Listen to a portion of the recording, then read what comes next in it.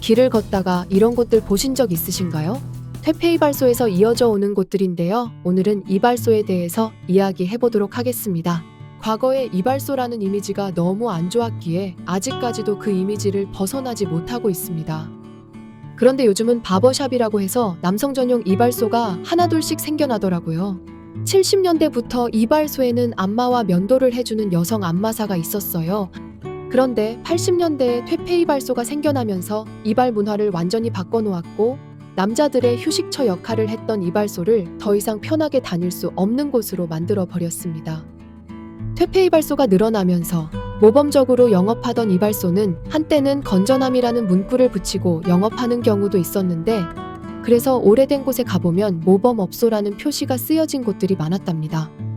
이런 말들 들어보신 적 있으셨죠? 이발소 뺑뺑이가 2개 돌아가면 퇴폐고 1개 돌아가면 건전한 곳이라는 말이 있는데요. 꼭 그렇지 않은 곳도 많았었다고 하네요. 일반 이발소와 퇴폐이발소를 구분하는 가장 좋은 방법에는 회전 간판이 보이지 않아도 일반 이발소의 경우 주로 1층에 있었으며 퇴폐업소의 경우 대개는 지하 1층이나 지상 2층 이상에 있었으며 이발소에 들어서면 어둠컴컴한 기운이 느껴지거나 늦은 시간까지 영업을 하는 곳은 퇴폐업소라고 보시면 됩니다. 꼭 안마사와 면도사가 있다고 해서 퇴폐업소로 봐서는 안 되고요. 오래전부터 안마사와 면도사는 공식적으로 일을 하고 있었습니다. 그럼 언제부터 안마사들이 이발소에서 몸을 팔기 시작했었나요? 거기에는 시대적인 배경이 있었는데요. 1980년에 전두환의 5공화국 군사정부가 들어서게 되는데요. 쿠데타로 정권을 잡은 거라 국민의 민심이 너무나도 안 좋았을 때였습니다. 그때 내놓은 정책 중에 하나가 도시 정화를 명목으로 사창가 접대부 여성들을 잡아다가 사회에 교화를 시킨답시고 미용기술과 안마 등을 가르쳤어요. 방황제로 잡혀가서 기숙사 같은 곳에서 미용과 안마 등을 배웠어요. 그렇게 기술을 어느 정도 배운 뒤 전국의 이발소로 재취업을 하게 되었습니다. 취업을 해서 처음에는 일을 곧 잘했었어요.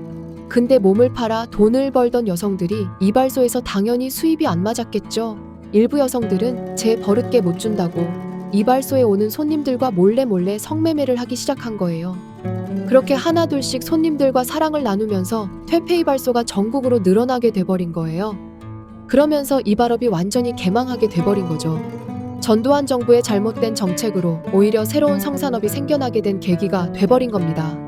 이후 퇴폐이발소에서 발전된 곳이 현재의 휴게텔이라는 곳이며 그래서인지 예전에 휴게텔 업주가 이발사인 곳이 많았었습니다. 앞에서 잠깐 말씀드렸던 바버샵이 이발소의 부활을 위해서 이미지 개선에 많은 노력을 하고 있는 듯 보입니다.